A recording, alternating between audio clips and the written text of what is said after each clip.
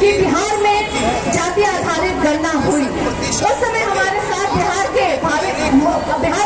वर्तमान मुख्यमंत्री नीतीश जी भी साथ में थे और 10 सदस्य जो है प्रधानमंत्री जी से जब मिलने गए थे तो उन्होंने कहा था कि हाँ जाति आधारित गणना होगी, लेकिन हुई नहीं। लेकिन तेजस्वी जी के अथक प्रयासों के बाद बिहार में जाति आधारित गणना हुई और जाति आधारित गणना के बाद 65% का आरक्षण भी बढ़ाया गया। उस समय भारतीय जनता पार्टी के लोगों ने अपने वकीलों को भेज करके रीट दायर करवाए कि किसी तरीके से इस जनगणना को रोका जाए, बाधित किया जाए, आरक्षण के दायरे को बढ़ने से रोका जाए। बावजूद इसके 65% के आरक्षण को बढ़ाया गया और आज महागठबंधन और राष्ट्रीय जनता दल की ये मांग है कि 65% के आरक्षण को नवी अनुसूची में डाल करके उसे सुरक्षित किया जाए ताकि उसके साथ कोई छेड़खानी न हो सके। बाबा साहेब भीमराव अम्बेडकर के सामाजिक रूप से आरक्षण देने का उन्होंने प्रावधान किया था। आज जिस तरीके से भारतीय जनता पार्टी लगातार कुठाराघात कर रही है आरक्षण पे, वो तो कोटे के अंदर कोटे डाल करके आरक्षण से लोगों को हटाना चाह रही है। अरे आज भी हमारे देश में, हमारे बिहार में, गाँव में आप जाकर के देखिए,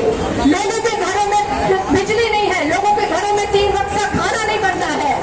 सभी तो निकल करके माननीय मुख्यमंत्री जी, प्रधानमंत्री जी गाँव और मोहल्लों में घूमे, हरे चदर और पर्दे से आप ढक करके आप घूमते हैं और आपको लगता है कि पूरी जो है ना महफिल जो है वो गुलाबी है। नहीं, देश में आज भी कई ऐसी जातियां हैं जो मुख्य धारा में नहीं आ पाई है और ये लड़ाई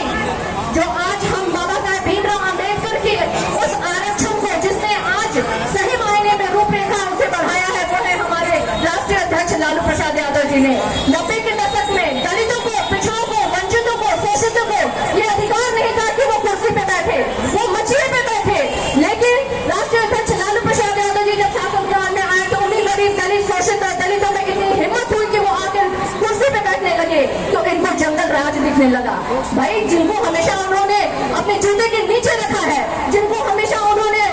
अपने दरवाजे के बाहर खड़ा किया है, जिनके अधिकारों की हकमारी की, जब वो अधिकार मांगने लगेंगे तो भला उन्हें कैसे अच्छा लगेगा। आज 78 साल की आजादी का हमने जश्न मनाया।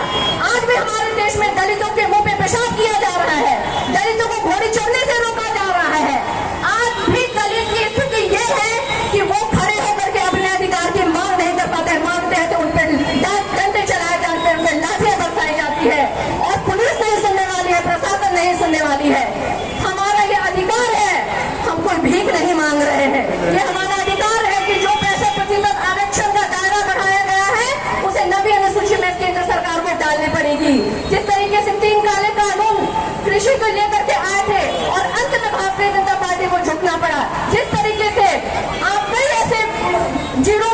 समय में जो है सदन में फैसले लिए गए, जैसे सरकार को बैकफुट पे आना पड़ा है, इस मामले में भी सरकार को झुकना पड़ेगा क्योंकि ये सिर्फ और सिर्फ किसी एक व्यक्ति का नहीं है, ऐसी कई जातियों का है। वो जातियां जो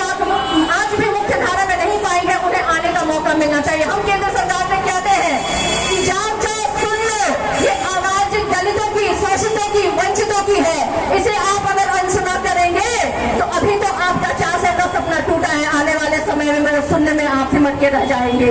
इसलिए ये हमारा अधिकार है और हम इसे लेके रहेंगे। जिस तरीके से हमारे नेता तेजस्वी यादव जी सड़क से लेके सदन तक लड़ाई लड़ रहे हैं, चाहे वो रोजगार की लड़ाई हो, चाहे वो महिलाओं के अधिकार की लड़ाई हो, चाहे वो बिहार के विकास की बात हो,